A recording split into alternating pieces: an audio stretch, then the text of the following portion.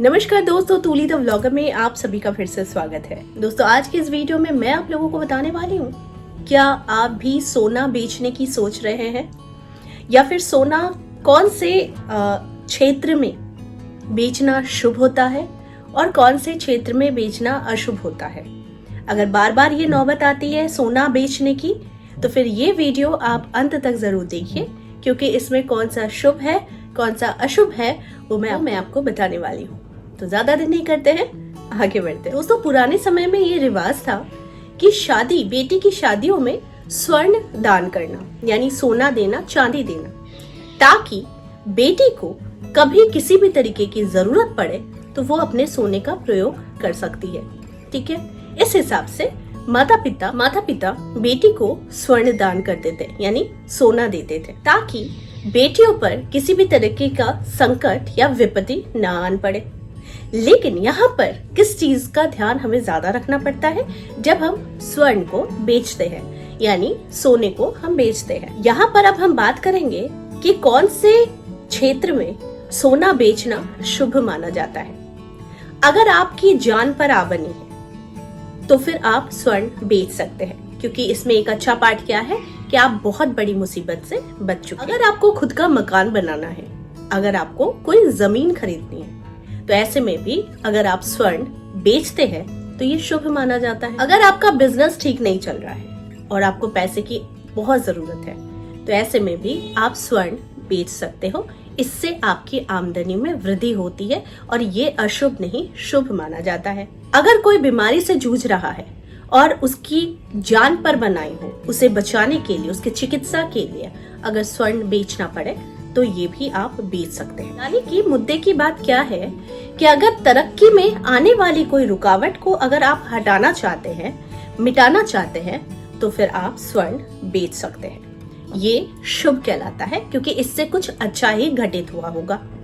अब मैं बात करती हूँ कौन कौन से क्षेत्र में ये अशुभता प्रदान कर सकता है या फिर घोर दरिद्रता ला सकता है। अगर आप किसी का सोना चोरी करते हो और वो चुराई गई सोना अगर आप बेच देते हो तो वो घोर दरिद्रता लेकर आती है। अगर आप सोना इसलिए बेच रहे हो ताकि आप मदिरा पान, मांस मच्छी भक्षण कर सको, गलत महिलाओं पर लुटा सको, या फिर गलत इसका इस्तेमाल करो, वो भी सोना बेचकर, तो फिर याद रखिए माता लक्ष्मी अति रुष्ट हो जाती है और उसके जीवन से हमेशा हमेशा के लिए चली जाती है और घोर दरिद्रता का अभिशाप देकर जाती है।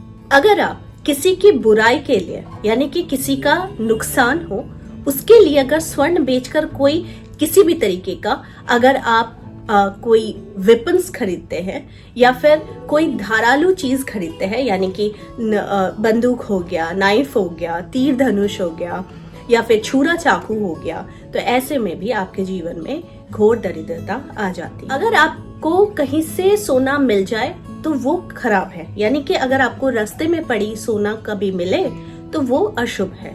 अगर आपका सोना गुम हो जाए तो वो भी अशुभ है, क्योंकि ये सारी चीजें कनेक्टेड होती है आपकी प्रॉस्पेरिटी के साथ, और प्रॉस्पेरिटी कनेक्टेड होती है माता लक्ष्मी के साथ।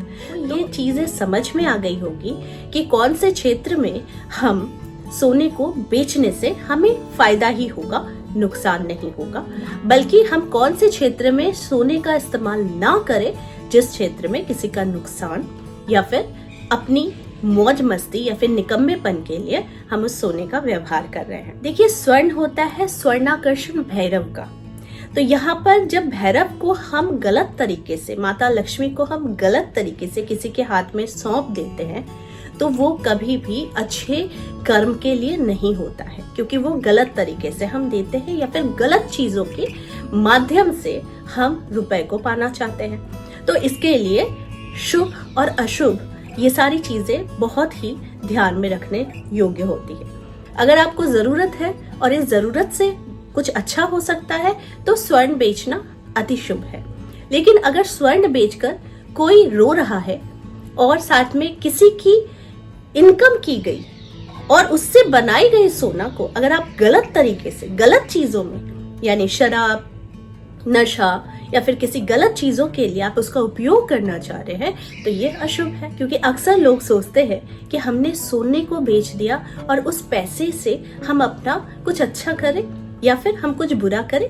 अल्टीमेटली यही होता है कि हम अपने शौक को पूरा कर सकें। इसमें जानने योग्य बातें ये है कि आप इसका सदुपयोग कर रहे हैं या दुरुपयोग कर रहे हैं, तो ये आप पर है। और जब भी आप घर में सोना लाए तो बहुत अच्छे से वेलकम करें, उसको एक प्यार दिखाएं, क्योंकि स्वर्ण है और इसका कनेक्शन भैरव के साथ है, लक्ष्मी के साथ है, कुबेर के साथ है और आपके एबंडेंस के साथ है। तो अगर ये 3 देवता आपसे खुश हो जाते हैं तो आपके जीवन में स्वर्ण का अभाव कभी नहीं होता।